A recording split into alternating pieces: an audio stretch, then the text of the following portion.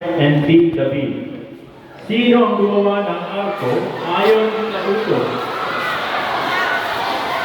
ng Diyos? A.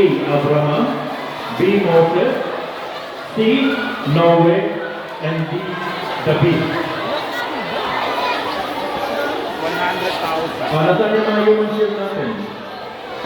Kami is school. Ayan. Okay? So the answer is David.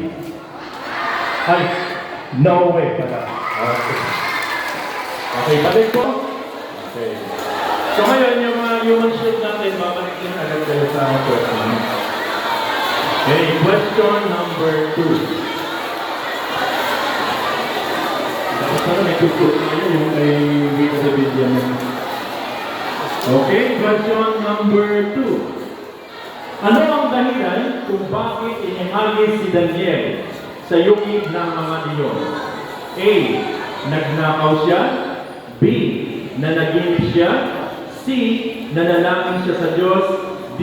Umayaw siya sa utos ng hari. Okay, number 2. Ano ang dahilan kung bakit inihagis si Daniel sa yungib ng mga iyon? A. Nagnakaw siya. B. Nanaginip siya. C. Nanalangin siya sa Diyos. At D.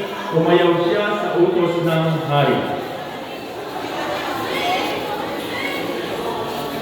Ano ba naman to? Kagulo naman. Okay, so the answer is letter C. Nanalangin siya sa Diyos. Pero ba yung namangkan na? May nililiit na ba? O, yung may nililiit na saan? Yung mga may nililiit na upo po rito. Bibigyan natin sila mamaya ng dalawa, may dalawa dyan. Yan.